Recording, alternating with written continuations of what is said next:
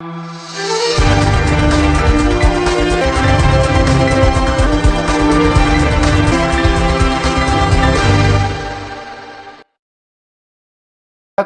राहुल की है। वह 10वीं कक्षा में 95% लाया, 12वीं में 98% लाया और फिर भी आज वह बेरोजगार है और चिंता से जूझ रहा है। राहुल अकेला नहीं है, उसकी कहानी हमारी शिक्षा प्रणाली का जहरीला सच है। एक ऐसा सच जो हर साल लाखों छात्रों की जिंदगियों को चुपचाप बर्बाद कर रहा है। दोस्तों, क्या आपने कभी सोचा है कि जिस सिस्टम को हमारे बच्चों का भविष्य बनाने के लिए डिजाइन किया गया था, वही सिस्टम आज उनकी जान लेने को तुला हुआ है। यह कोई मजाक नहीं है, यह एक कड़वी हकीकत है। राष्ट्रीय अपराध रैकेट ब्यूरो NCRB के आंकड़ों के मुताबिक भारत में हर साल 13,000 से ज्यादा छात्र अपनी जान दे देते हैं। अकादमिक तनाव और परीक्षा में फेल होने का डर इसके कई कारणों में से एक प्रमुख कारण है। भयावह स्थिति पर भारत के सर्वोच्च न्यायालय ने भी अपनी गहरी चिंता जताई है। यह सिर्फ आंकड़े नहीं है, यह हमारे देश के भविष्य की चीखें हैं जिन्हें हम अनसुना कर रहे हैं। आज हम उसी जहरीले सच की परखें खोलेंगे जिसे देखकर भी हम अनदेखा करते आए हैं। दोस्तों, हर बार की तरह इसी विषय पर पॉइंट टू पॉइंट डिस्कशन करेंगे। मैं हूं दीपक मारफतिया और आप देख रहे हैं विजार्ड रिपोर्ट, जहां मिलता है रिपोर्ट आपको बेबाक बेधड़क। दोस्तों, कुछ ही दिनों में हम हैप्पी पेरेंटिंग पर सीरीज शुरू कर रहे हैं। हमारे साथ जुड़े रहिए ऐसे ही दमदार रिपोर्ट्स के लिए। दोस्तों, हमारे समाज में एक अजीब सी सनक है, नंबरों की सनक। 90%, 95%, 99%। ये सिर्फ नंबर नहीं, बल्कि इज्जत, काबिलियत और सफलता के सर्टिफिकेट बन गए हैं। एक बच्चे की रचनात्मकता, उसकी जिज्ञासा, उसकी इंसानियत, सब कुछ एक मार्कशीट के नीचे दब कर रह जाता है। हम एक ऐसी पीढ़ी तैयार कर रहे हैं जो मानती है कि अगर उनके 95% नहीं आए तो वो फेल है। दबाव सिर्फ स्कूलों तक सीमित नहीं है, यह हमारे घरों में घुस चुका है। माता पिता, समाज और रिश्तेदार सब मिलकर एक ऐसा प्रेशर कुकर बना देते हैं जिसमें हर बच्चा उबल रहा है। कई अध्ययन बताते हैं कि छात्रों की एक बड़ी संख्या अकादमिक प्रदर्शन को लेकर अत्यधिक तनाव महसूस करती है और चिंता और अवसाद के मामले में खतरनाक रूप से बढ़ रहे हैं। हम कैसा समाज बना रहे हैं जहां क्लासरूम में बैठा बच्चा अपने बगल वाले दोस्तों को नहीं बल्कि एक प्रतिद्वंदी समझता है। एक ऐसा प्रतिद्वंदी जिसे पछाड़कर वो आगे निकलना चाहता है, चाहे इसके लिए अपनी मानसिक शांति को ही क्यों न दांव पर लगाना पड़े। यह नंबरों की दौड़ नहीं, यह इंसानियत को खत्म करने की एक अंधी दौड़ है। ये दुखद घटनाएं व्यक्तिगत विफलताएं नहीं है, यह हमारे सिस्टम की सामूहिक नाकामी का क्रूर परिणाम है। समझने के लिए कि हम इस जाल में कैसे फंसे, हमें इतिहास के पन्नों को पलटना होगा। आज की हमारी शिक्षा प्रणाली की जड़ें ब्रिटिश राज में लॉर्ड मैकॉले ने बनाई गई 1835 की शिक्षण नीति में है। उस नीति का मकसद ज्ञानी, रचनात्मक और स्वतंत्र विचारक पैदा करना नहीं था। उसका एकमात्र मकसद था ऐसे भारतीय तैयार करना जो खून और रंग से तो भारतीय हो, लेकिन सोच और समझ से अंग्रेज हो, यानी कुशल क्लार्क और वफादार नौकर जो ब्रिटिश साम्राज्य की मशीनरी को चला सके। उस सिस्टम को डिजाइन ही रटने के लिए किया गया था। तथ्यों को याद करो, परीक्षा में लिखो और भूल जाओ सवाल पूछने, बहस करने या कुछ नया सोचने की कोई गुंजाइश नहीं थी। हमारी किताबें बदल गई, सरकारें बदल गई, लेकिन शिक्षा की आत्मा वही रही, रटना रटना और बस रटना। ये इडियट्स फिल्म का वो सीन याद है जिसमें चतुर साइलेंसर एक स्पीच को बिना समझे रट लेता है और उनका मजाक बन जाता है। वो सिर्फ एक मजाकिया सीन नहीं था, वो हमारी पूरी शिक्षा व्यवस्था पर एक गहरा तंज था। हम लाखों चतुर पैदा कर रहे हैं जो ज्ञान को तोते की तरह दोहरा सकते हैं, लेकिन असल दुनिया की समस्याओं को हल नहीं कर सकते।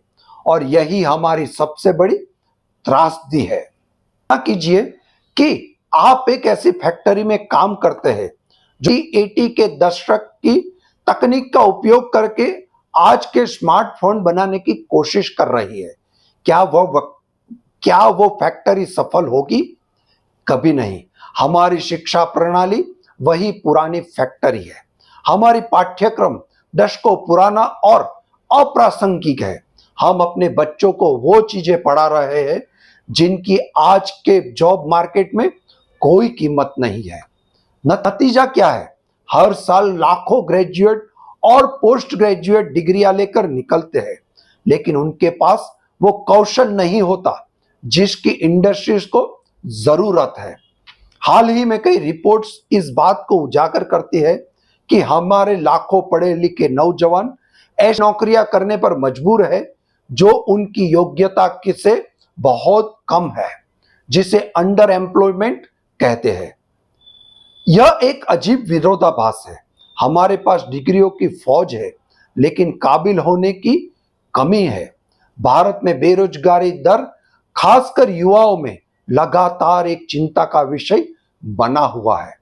यह सिस्टम रचनात्मक और नवाचार का सबसे बड़ा दुश्मन है। यह बच्चों को एक ठहरे पर सोचना सिखाता है। जो अलग सोचता है, जो सवाल पूछता है, जो कुछ नया करना चाहता है, उसे या तो दबा दिया जाता है या औसत का ठपका देकर हाशिए में धकेल दिया जाता है। हम अपने बच्चों को यह नहीं सिखा रहे हैं कि कैसे सोचना है, हम उन्हें यह सिखा रहे हैं कि क्या सोचना है। इस प्रक्रिया में हम भविष्य के वैज्ञानिक, कलाकार, उद्यमी और नेता नहीं, बल्कि निर्देशों का पालन करने वाले रोबोट बना रहे हैं। यह एक ऐसी फैक्ट्री है जिसका कच्चा माल तो शानदार है, लेकिन फाइनल प्रोडक्ट दोषपूर्ण और लगभग बेकार जैसी है। अगर आप या आपका कोई जानने वाला इस सिस्टम के दबाव से गुजर रहा है तो आप अकेले नहीं है। दोस्तों, जब घर में घुटन महसूस होने लगती है तो लोग खिड़कियां और दरवाजे तलाशते हैं। भारतीय छात्रों के लिए यह दरवाजा विदेशों में खुलता है। क्या आपने कभी सोचा है कि क्यों हर साल लाखों भारतीय छात्र अपना देश, अपना परिवार छोड़कर हजारों किलोमीटर दूर पढ़ाई करने चले जाते हैं? यह सिर्फ बेहतर अवसरों की तलाश नहीं है, यह एक जहरीले और दमनकारी सिस्टम से पलायन है। एक अनुमान के अनुसार 2025 तक 15 लाख से ज्यादा भारतीय छात्र विदेशों में पढ़ाई कर रहे होंगे। वे बेहतर शिक्षा, वैश्विक अनुभव और अच्छा कैरियर के लिए जा रहे हैं। लेकिन इसकी एक और बड़ी वजह है, वे ऐसे शिक्षा प्रणाली चाहते हैं जो उन्हें नंबरों से न तोले, जो उनकी रचनात्मकता का सम्मान करे और जो उन्हें समग्र रूप के विकसित होने का मौका दे।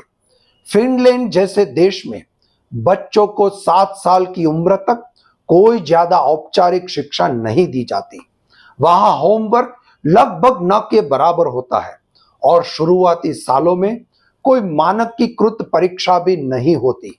उनका ध्यान प्रतिस्पर्धा पर नहीं, बल्कि सहयोग और व्यक्तिगत विकास पर होता है।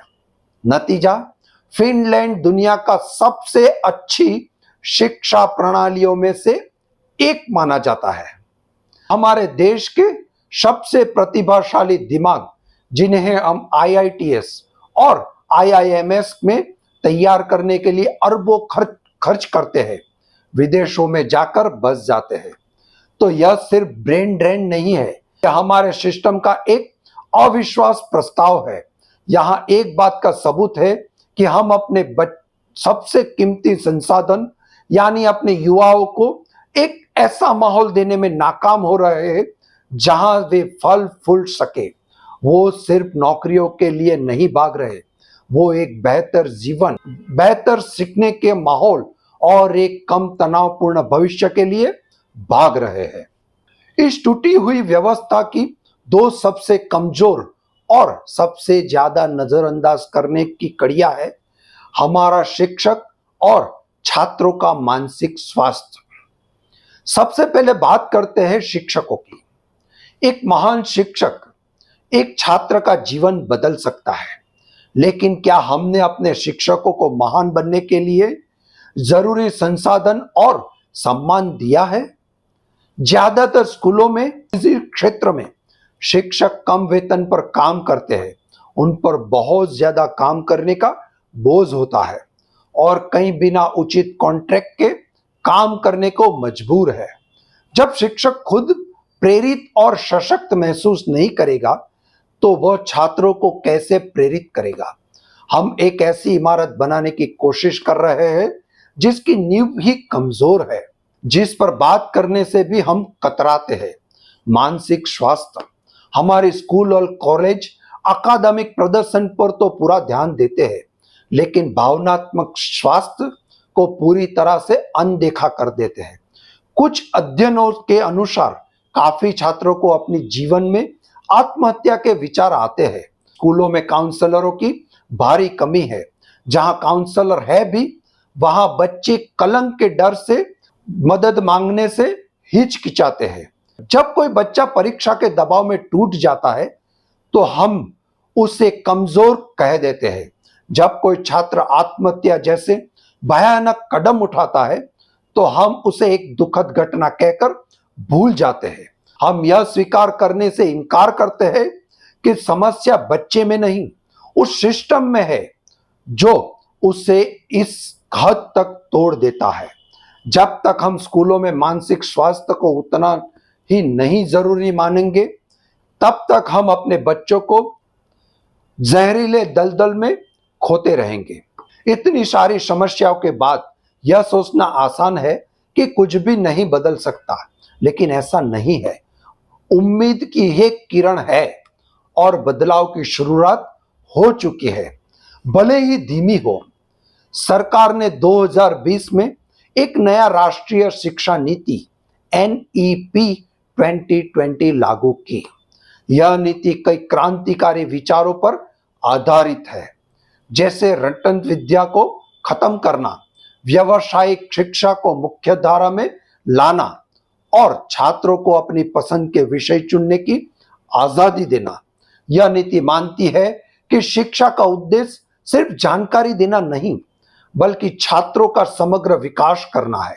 यह GDP का 6% शिक्षा पर खर्च करने की बात भी करती है, जो दशकों से एक लंबित मांग रही है।